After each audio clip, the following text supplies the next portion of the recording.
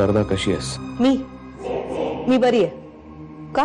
नाही काही नाही, तुझ्या प्रोजेक्टची ऍड बघितली, चांगली केलीस, पण मला मात्र थोडं वाईट वाटलं ती ऍड बघून.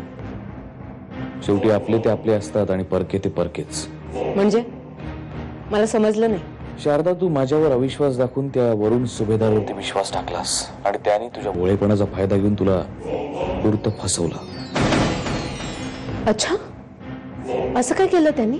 शारदा, तू खूप भोळी आहेस, तुला काही कळत नाही बिझनेस मधला, आणि याच गोष्टीचा त्या माणसाने फायदा घेतला.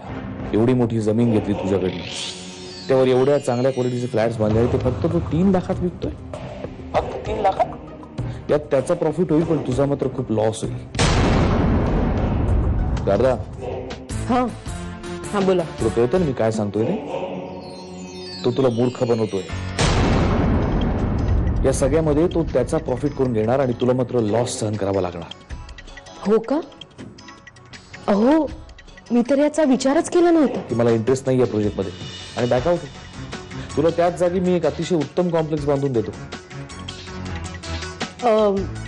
बघते, मी बोलते त्यांच्याशी आणि मग तुम्हाला फोन करते. ओके?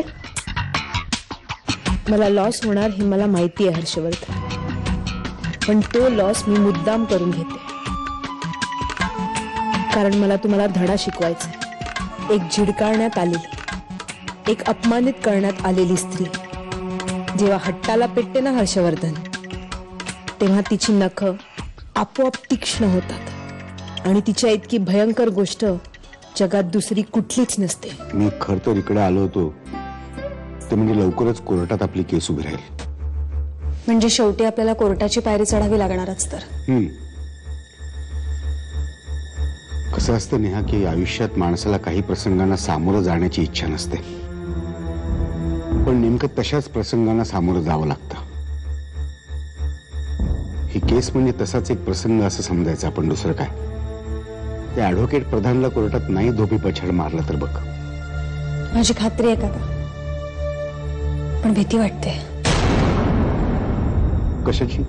ही केस जिंकूनही मी जर शार्दूलला हरवून बसले तर? नाही नाही, तसं काही होणार नाही, तू काळजी करू नकोस. सर सर काय झालं? सर, खूप मोठा प्रॉब्लेम झालाय. काय? इन्कम टॅक्स वाल्यांनी आपले बँकेचे सगळे अकाउंट सील केलेत. काय? हो सर, त्यामुळे आता बँकेतून आपण एक पैसाही काढू शकणार नाही. पण आपले 3-4 बँकांमध्ये वेगवेगळे अकाउंट्स आहेत. हो सर, पण सगळे अकाउंट त्यांनी सील केली आहेत. आता जोपर्यंत हा इन्कम टॅक्सचा प्रॉब्लेम सॉल्व्ह होत नाही तोपर्यंत आपण एक पैसाही काढू शकणार नाही. हे बघा, तुम्ही आम्हाला ते काही सांगू नका. तुम्ही आम्हाला फसवलंय. आम्ही कोणालाही फसवलेलं नाही. आम्ही सगळ्यांबरोबर लीगल कॉन्ट्रॅक्ट केलेले. हो, पण तुमच्यापेक्षा स्वस्त दरात फ्लॅट जर आम्हाला दुसरीकडे मिळतायत तर आम्ही ते का नाही घ्यायचे? कारण तुम्ही आमच्यावर बुकिंग केलंय म्हणून. कॅन्सल करायचं बुकिंग आम्हाला. ते बुकिंग कॅन्सल होऊ शकत नाही. होऊ शकत नाही? हे बघा, आम्ही तुम्हाला पोलिसात ओढू, ग्राहक पंचायतीत ओढू तुम्हाला. आम्हाला आमचे पैसे परत हवेत. काय? हो हो. एक मिनिट. तुम्ही तसं रीतसर ऍप्लिकेशन लिहून द्या, आम्ही त्याचा विचार करू. तुम्ही जाऊ शकता. हो, चला चला. काय